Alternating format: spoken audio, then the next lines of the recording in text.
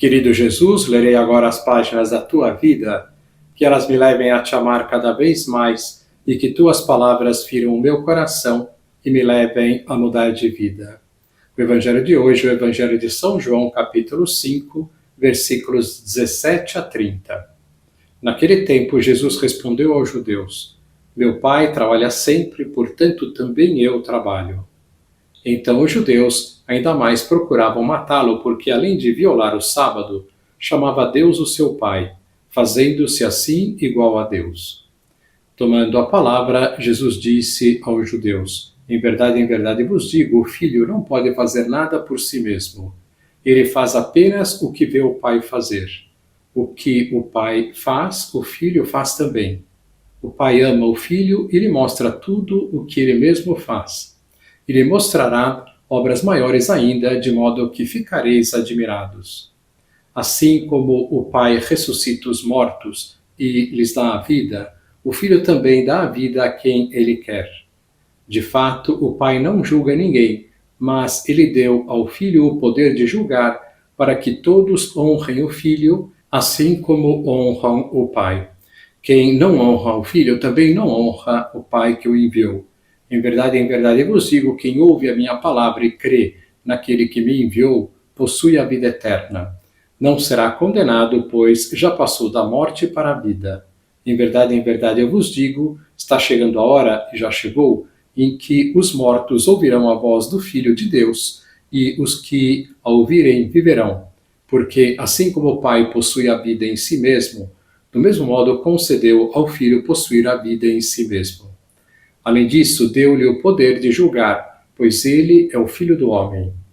Não fiqueis admirados com isso, porque vai chegar a hora em que todos os que estão nos túmulos ouvirão a voz do Filho e sairão. Aqueles que fizeram o bem ressuscitarão para a vida, e aqueles que praticaram o mal para a condenação. Eu não posso fazer nada por mim mesmo.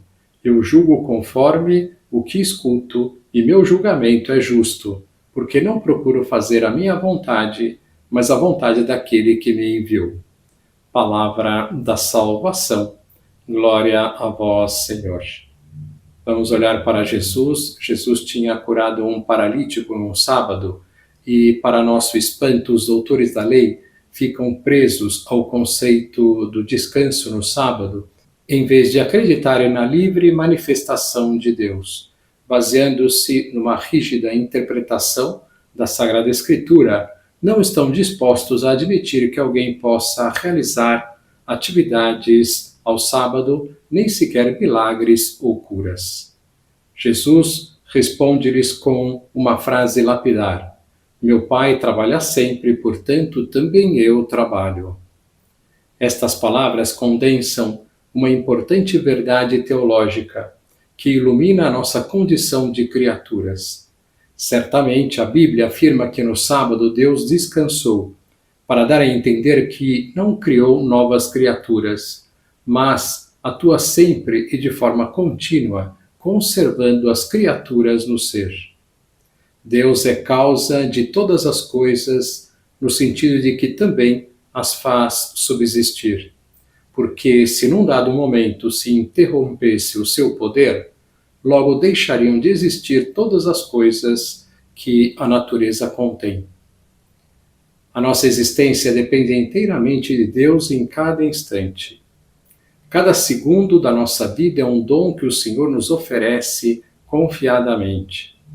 O Criador não se retirou da sua obra, mas continuou, como diz um autor, a trabalhar na e sobre a história dos homens. Como explicava São José Maria, o Deus da nossa fé não é um ser longínquo que contempla indiferente a sorte dos homens. É um Pai que ama ardentemente os seus filhos, um Deus criador que transborda em carinho pelas suas criaturas e concede ao homem o grande privilégio de poder amar, transcendendo assim o efêmero e o transitório. Na sua resposta àqueles que o censuravam por curar em dia de descanso, Jesus revela implicitamente a sua natureza divina, mostrando-se como Senhor do sábado. e colocando-se ao mesmo nível do Pai, associando-se à sua ação contínua a favor dos homens, os fariseus reagem com muita raiva. Por isso, São João diz que os judeus ainda mais procuravam matá-lo, porque, além de violar o sábado, chamava Deus o seu Pai, fazendo-se assim igual a Deus. Mas Jesus não procura dissuadi-los dessa ideia, porque efetivamente ele é o Filho. Até esse momento, ninguém em toda a história da salvação tinha se dirigido a Deus chamando-o meu Pai, como Jesus fará em muitas ocasiões. Jesus, então, falando no Evangelho de hoje, nesta relação íntima com o Pai, diz: assim como o Pai ressuscita os mortos e lhes dá a vida, o Filho também dá a vida a quem ele quer. De fato, o Pai não julga ninguém, mas ele deu ao Filho o poder de julgar, para que todos honrem o Filho, assim como honram o Pai. Quem não honra o Filho também não honra o Pai que o enviou. Quando se fala da morte, do juízo particular e do juízo final, possivelmente experimentamos um certo temor. No entanto, não é este sentimento que devemos ter, pois, como diz o Evangelho de hoje, o nosso juiz será Jesus, que é amor. Isto não significa que o amor é como uma esponja que apaga tudo. Os pecados são pecados. Porém, o amor faz com que, se pedimos perdão sinceramente a Deus, a sujeira do pecado não nos manchará para sempre. No momento da morte, uma vez que nos arrependermos sinceramente dos nossos pecados, experimentaremos este prevalecer do seu amor sobre todo o mal que há em nós.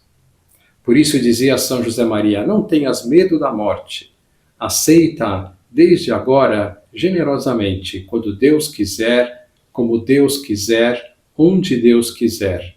Não duvides, virá no tempo, no lugar e do modo que mais convier. Enviada pelo teu Pai Deus, bem-vinda seja a nossa irmã, a morte. Ao mesmo tempo, o fundador do Opus Dei sentia-se consolado por saber que quem nos espera nesta hora não será um juiz, no sentido austero da palavra, mas simplesmente Jesus. E ali estará também intercedendo por nós a nossa Mãe do Céu. Ela é refúgio dos pecadores e a nossa esperança. Que lição nós podemos tirar destas considerações? Deus é um Pai maravilhoso. Que esta consideração frequente nos ajude a ir tirando todos os temores que há no nosso coração. E sermos assim pessoas sempre, sempre serenas. Agora vos dou a bênção para este dia. A bênção de Deus Todo-Poderoso, Pai, Filho e Espírito Santo, esteja sempre convosco e permaneça para sempre. Amém.